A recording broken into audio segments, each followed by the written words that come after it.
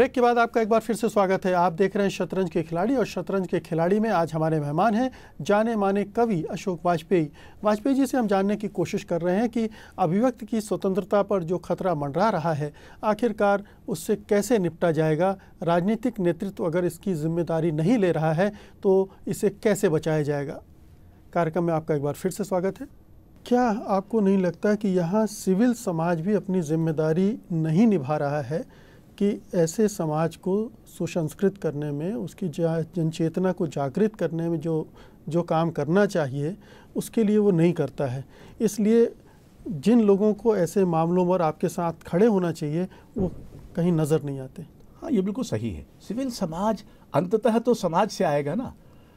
आखिर जिस तरह से राजसत्ता में जो लोग जाते हैं वो भी इसी समाज से आते हैं, तो सिविल समाज भी एक अधिक सचेत, अधिक जागरूक, अधिक सक्रिय अंग ही है समाज का।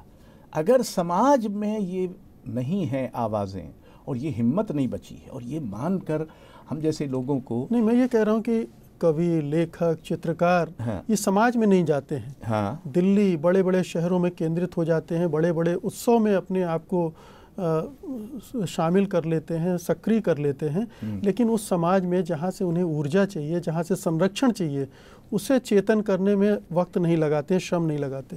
देखिए, ये हालत अलग अलग भाषाई समाजों की अलग अलग है।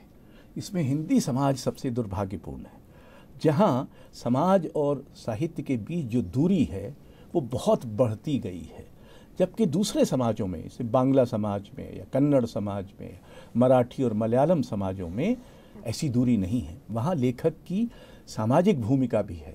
यहाँ तो कोई बड़ा से बड़ा लेखक मर जाए तो मीडिया में उसकी खबर तक नहीं छपती, हिंदी अखबारों में भी इसका कोई नोटिस नहीं लिया जाता।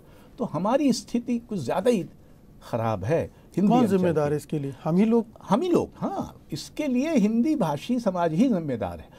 अपनी मातृभाषा से सबसे अधिक कटा समाज हिंदी भाषी समाज। बांग्ला, असमिया, मैं तो असमिया में दंग रह गया। असमिया साहित्य परिषद का उद्घाटन करने गया, उनके वार्षिक अधिवेशन का, वहाँ 2.5 लाख लोग थे जी। साहित्य सभा के आयोजन में लाखों लोग जुटते हैं। 2.5 लाख लोग एक भाषा के प्रेम के कारण वहाँ जमा थे। और मुझसे ये कहा गया कि किसी बच्चे का संस्कार तब तक पूरा नहीं माना जाता जब तक वो कम से कम असम साहित्य सभा के एक वार्षिक अधिवेशन में शामिल न हुआ हो। हिंदी हमारे यहाँ, हमने हिंदी में तो संस्थाओं को एक एक करके नष्ट किया है। जो बनी भी उनको भी हमने नष्ट किया, उनको चलाने में हमारी कोई न तो दिलचस्पी है।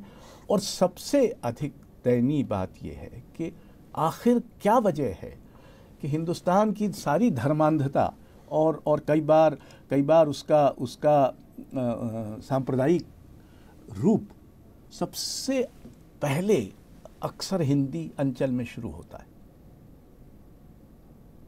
अब तो गुजरात में भी हो गया, लेकिन एक ज़माना था जब उत्तर भारत में हिंदी अंचल ही इसके लिए जिम्मेदार था।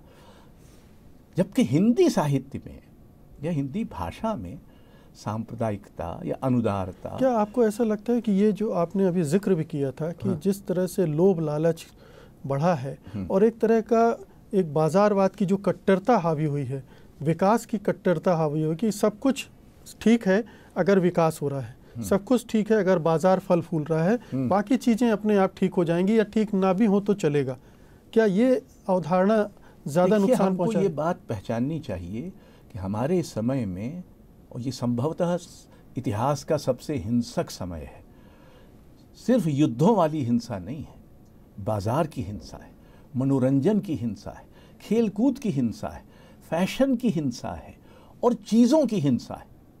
आखिर बाजार क्या कह रहा है? बाजार हमको ये सिखा रहा है कि दुनिया चीज़ों से बदल सकती है। अभी तक हम ये मानते आए थे कि दुनिया को बदलने के लिए विचार चाहिए, चीज़ें उपकरण हो सकती हैं, लेकिन अब विचार की ज़रूरत नहीं।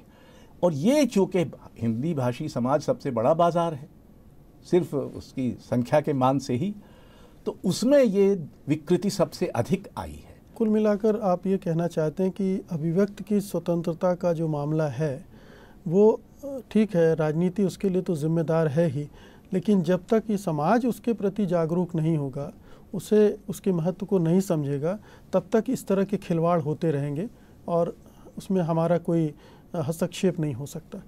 हस्तक्षेप तो हो सकता है, लेकिन बिना व्यापक सामाजिक हिस्सेदारी के स्वतंत्रता का कोई भी मूल्य जीवित नहीं रह सकता।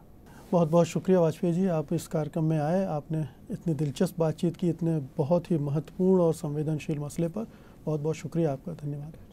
ये थे जाने माने कवि एवं संस्कृति कर्मी अशोक वाजपेयी, जिनसे हम बात कर रहे थे अभिव्यक्ति की स्वतंत्रता पर मंडरा रहे खतरों के बारे में। आज शतरंज के खिलाड़ी में बस इतना ही, लेकिन जल्द ही हम एक और नए मेहमान के साथ आपके सामने हाजिर होंगे। फिलहाल हमें अनुमति दीजिए। नमस्कार।